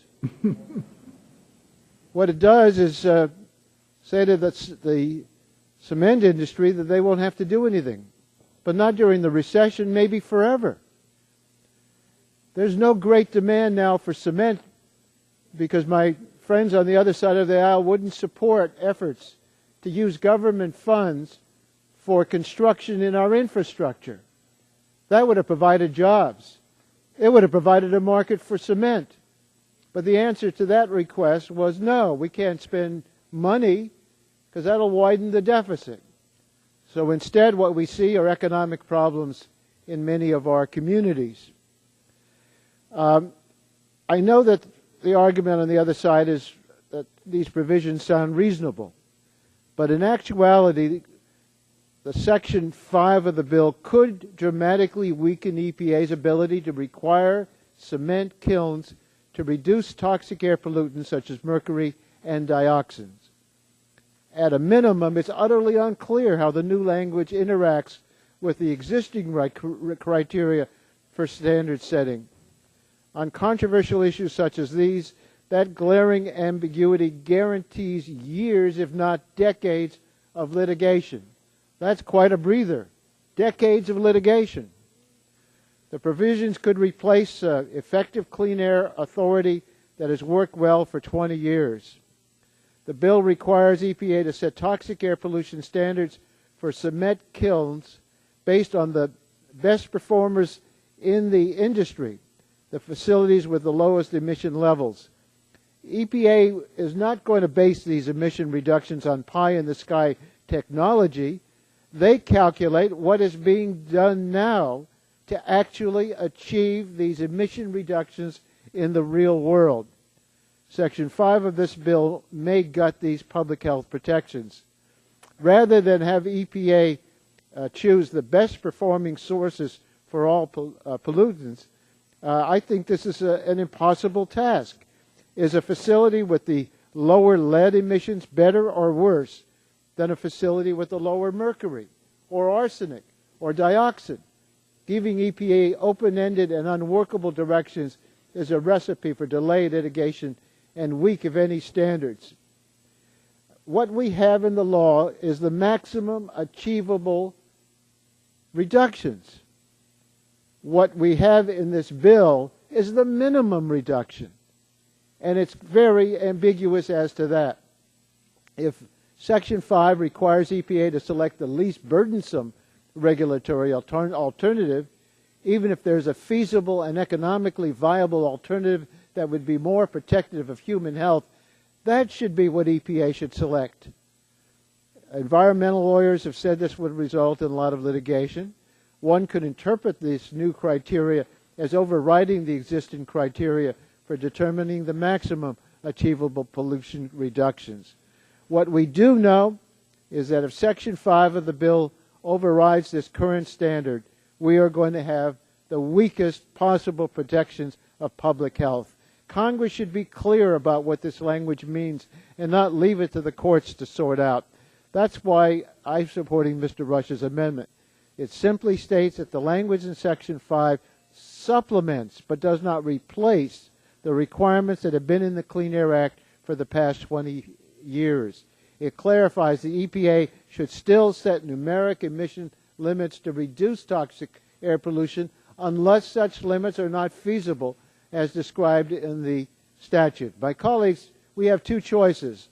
Support the Rush amendment to clarify that the bill is not designed to let cement kilns off the hook for their toxic pollution, or oppose the Rush amendment and admit that this bill goes much further than its supporters claim it does.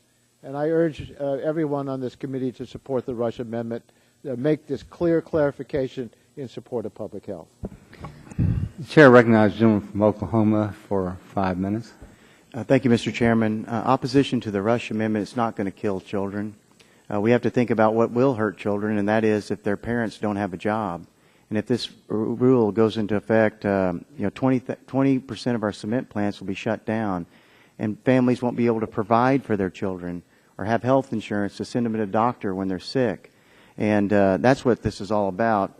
The EPA, it's okay if they regulate. We just want them to do it the right way.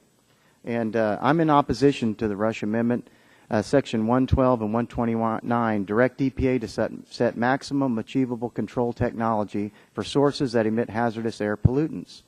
While it should be clear from the statute that these will be achievable in practice, courts have created ambiguity.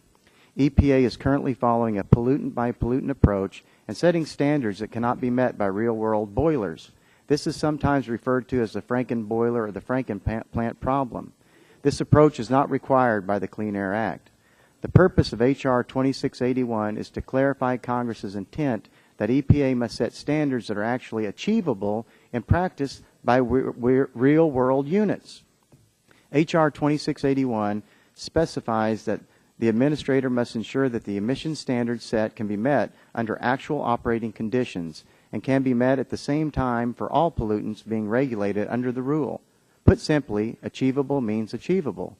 This amendment would create confusion for EPA because the agency would have to choose between the existing language in the statute and Congress's clarification in this bill that the standards being set are achievable in practice by real-world facilities.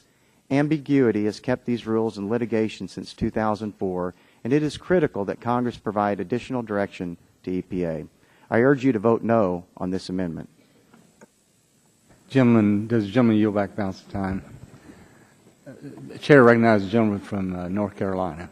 Let me thank you very much, Mr. Chairman. I've listened very closely to this debate, and I think there are some valid points on both sides. But, you know, if we have to choose between children and cement boilers, I think we have to trend in the direction of protecting our children. But I want to learn more about this and have an open mind about it because there are good points on both sides. I yield the remainder of my time to the gentleman from Illinois.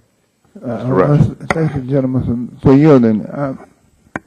Mr. Chairman, my friend from Illinois, Mrs. Kinsley, talked about breathing room, and I must just say to him that all delay is not breathing room. You know, I mean, and there are breathing rooms that have different levels, and so there are rooms that are breathing that you and I wouldn't want to spend 5 minutes in them because the room is so, the air in the room is so toxic, and the air outside the room is so toxic. And this debate kind of reminds me of I can imagine the debate around back at the turn of the century around the air in coal mines, and there's some probably taking the same position that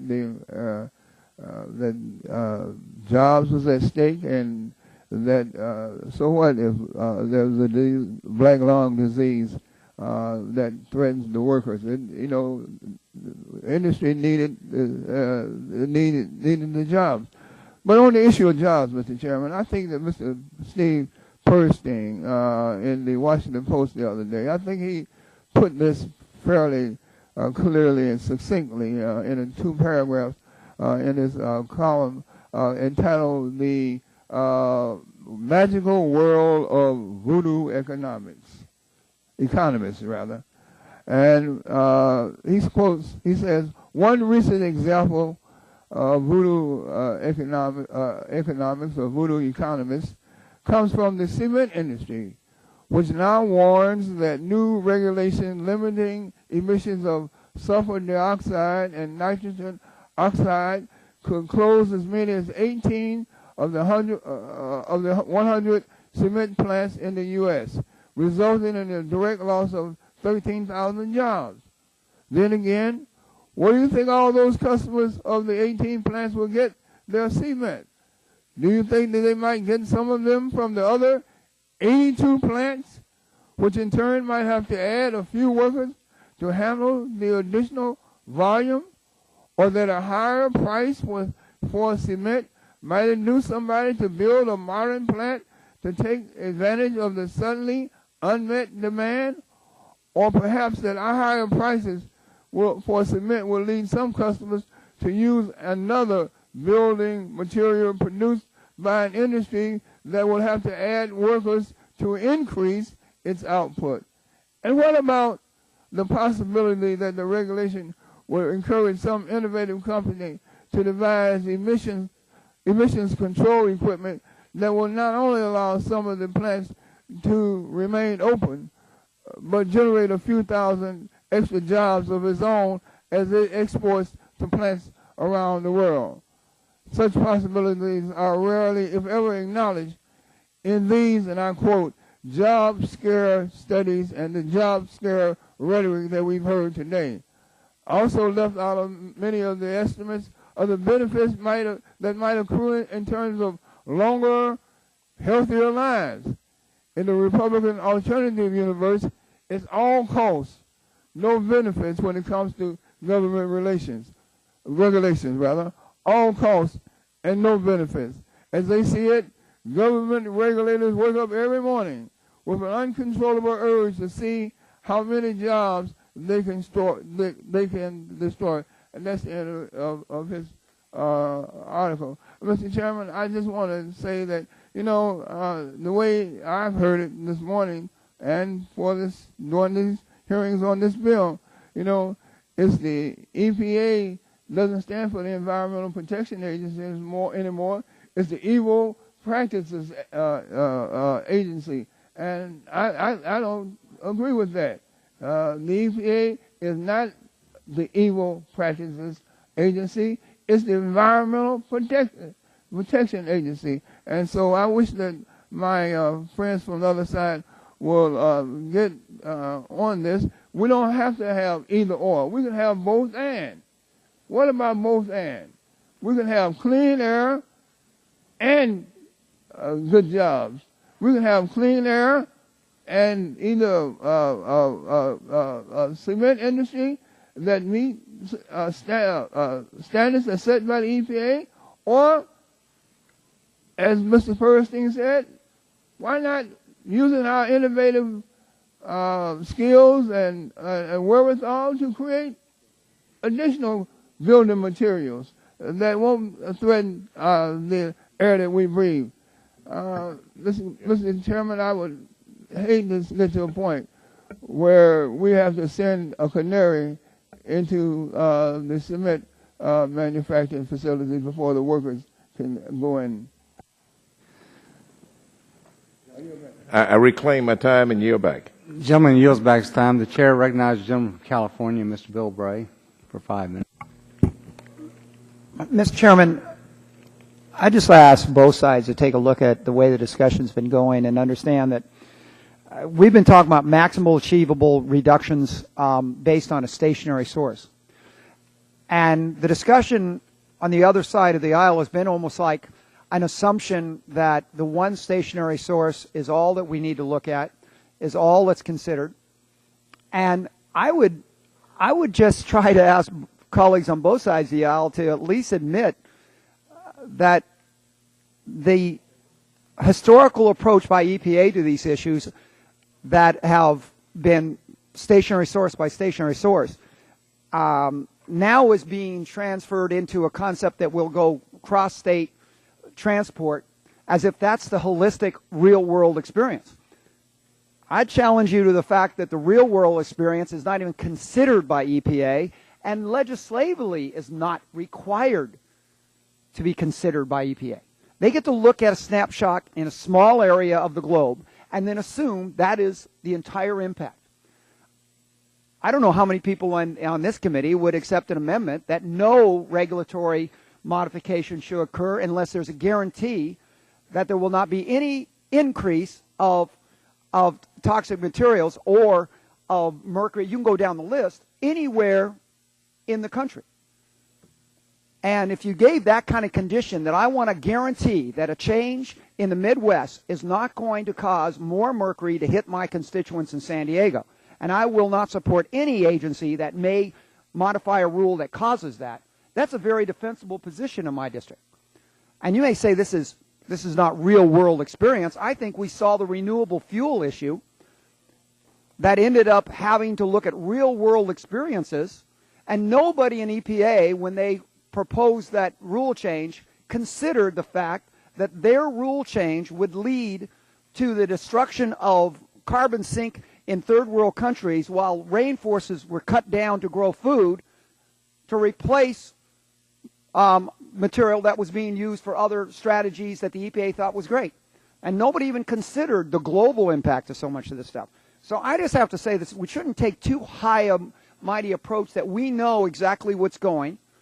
We ignore the fact that we want to talk about minorities are disproportionately impacted by air pollutant exposures, which is true, but they are also exposed more to economic downturns proportionally in a matter of 2 or 3 times what the general population is. You want to talk about that. There's environmental risk and economic risk.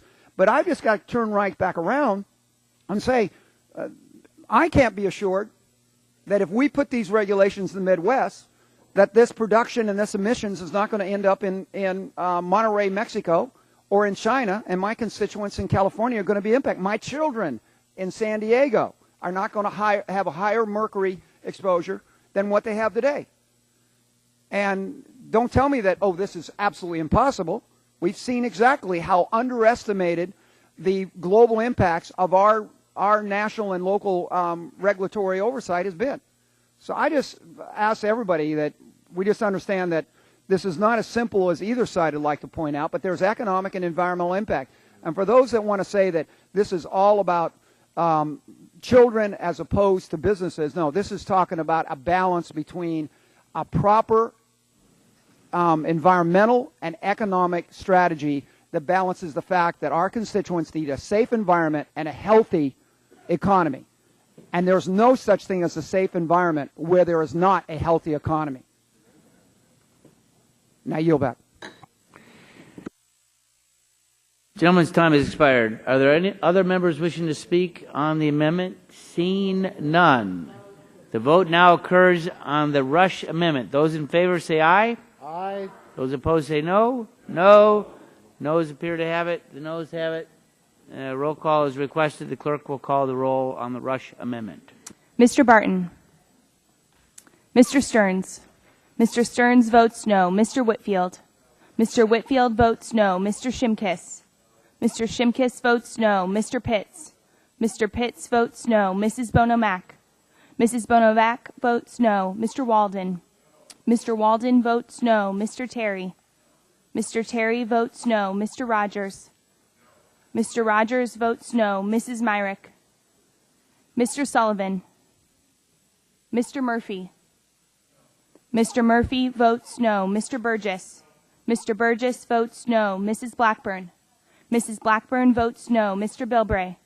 Mr. Bilbray votes no. Mr. Bass. Mr. Bass votes no. Mr. Gingrey. Mr. Gingrey votes no. Mr. Scalise. Mr. Scalise votes no. Mr. Latta. Mr. Latta votes no. Mrs. McMorris Rogers. Mrs. McMorris Rogers votes no. Mr. Harper. Mr. Harper votes no. Mr. Lance.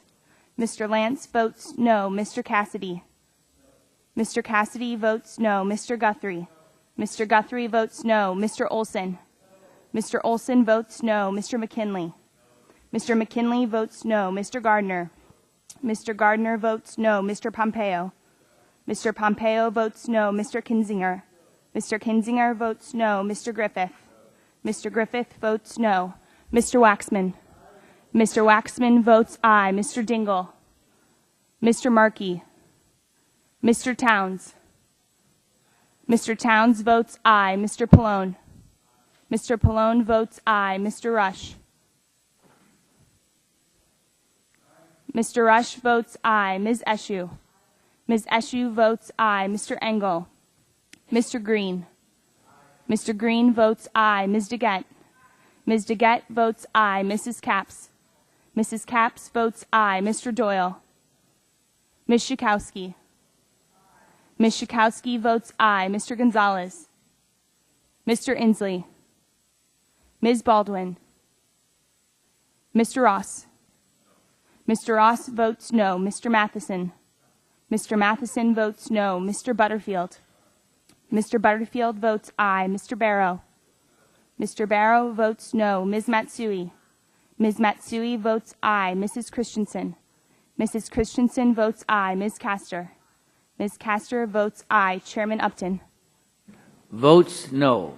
Chairman Upton votes no. Other members wishing to cast a vote? Seeing none? Oh, can't see that hand. Mr. Sullivan. Mr. Sullivan votes no. He's hiding. Other members? Seeing none, the clerk will report the tally.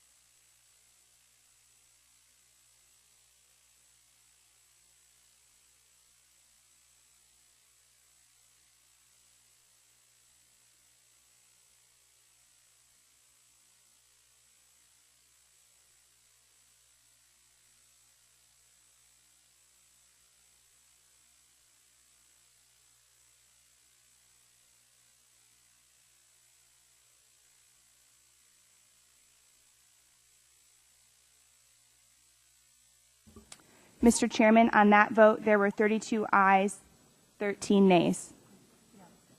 Oh, sorry. No. 32 nays, 13 ayes. 32 nays, 13 ayes. The amendment is not agreed to. Are there other amendments to the bill? Chairman. Gentleman from California. I move to strike the last word. Gentleman is recognized for 5 minutes. Mr. Chairman, the House leadership has determined that this week is Dirty Air Week. The raft of proposals moving through the House this week, if enacted, will cut the heart out of the Clean Air Act. We have a mercury pollution problem in this country. It's poisoning our lakes and rivers, and it is poisoning our children. The three biggest sources of mercury pollution are power plants, industrial boilers, and cement plants. At today's markup, we are giving industrial boilers and cement plants a pass on cleaning up their air pollution. Later this week, we'll consider the Train Act on the House floor. This will give power plants a pass on cleaning up their pollution. And we'll also consider the Latta Amendment. This proposal will reverse 40 years of clean air policy. Single-handedly, the Latta Amendment would gut clean air standards in every corner of the nation. And we've never had a hearing on it. We've never had a markup on it. We will get just 10 minutes of debate to consider it. It is a far-reaching and extreme proposal. All of these proposals that we're considering this week will, in my opinion, hurt Americans. They will not create jobs. And that's why I have called this week a Dirty Air Week for the Republican House agenda. Yield back the time. Gentleman yields back. The question now occurs on favorably reporting the bill as amended to the House. All those in favor say aye. Aye. Those opposed say no. No. The ayes appear to have it. The ayes have it. A roll call is requested. So the clerk will call the roll on final passage. Mr. Barton. Mr. Stearns. Mr. Stearns votes aye. Mr. Whitfield. Mr. Whitfield votes aye. Mr. Shimkus. Mr. Shimkus votes aye. Mr. Pitts. Mr. Pitts votes aye. Mrs. Bono-Mack. Mrs. Bono-Mack votes aye. Mr. Walden. Mr. Walden votes aye. Mr. Terry. Mr. Terry votes aye. Mr. Rogers. Mr. Rogers votes aye. Mrs. Myrick. Mr. Sullivan. Mr. Sullivan votes aye. Mr. Murphy. Mr. Murphy votes aye. Mr. Burgess. Mr. Burgess votes aye. Mrs. Blackburn. Mrs. Blackburn votes aye. Mr. Bilbray. Mr. Bilbray votes aye. Mr. Bass. Mr. Bass votes aye. Mr. Gingrey. Mr. Gingrey votes aye. Mr. Scalise. Mr. Scalise votes aye. Mr. Latta. Mrs. McMorris Rogers. Mrs. McMorris Rogers votes aye. Mr. Harper. Mr. Harper votes aye. Mr. Lance. Mr. Lance votes aye. Mr. Cassidy. Mr. Cassidy votes aye. Mr. Guthrie. Mr. Guthrie votes aye. Mr. Olson. Mr. Olson votes aye. Mr. McKinley. Mr. McKinley votes aye. Mr. Gardner. Mr. Gardner votes aye. Mr. Pompeo. Mr. Pompeo votes aye. Mr. Kinzinger. Mr. Kinzinger votes aye. Mr. Griffith. Mr. Griffith votes aye. Mr. Waxman. Mr. Waxman votes no. Mr. Dingell. Mr. Markey. Mr. Towns. Mr. Towns votes no. Mr. Pallone. Mr. Pallone votes no. Mr. Rush. Mr. Rush votes no. Ms. Eshoo. Ms. Eshoo votes no. Mr. Engel. Mr. Green.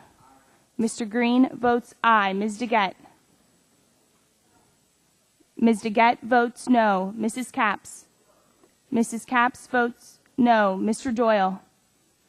Ms. Schakowsky. Ms. Schakowsky votes no. Mr. Gonzalez. Mr. Inslee. Ms. Baldwin. Mr. Ross. Mr. Ross votes aye. Mr. Matheson. Mr. Matheson votes aye. Mr. Butterfield. Mr. Butterfield votes no. Mr. Barrow. Mr. Barrow votes aye. Ms. Matsui. Ms. Matsui votes no. Mrs. Christensen. Mrs. Christensen votes no. Ms. Castor. Ms. Castor votes no. Chairman Upton. Votes aye. Chairman Upton votes Other aye. members wishing to vote, Mr. Latta? Mr. Latta votes aye. Are there other members wishing to cast a vote? If not, the clerk will report the tally.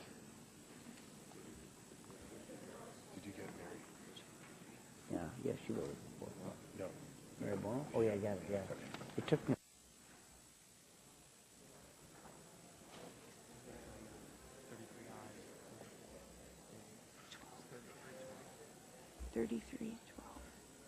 Mr. Chairman, on that, there were 33 ayes, 12 nays. 33 ayes, 12 nays. The bill is favorably reported and passed.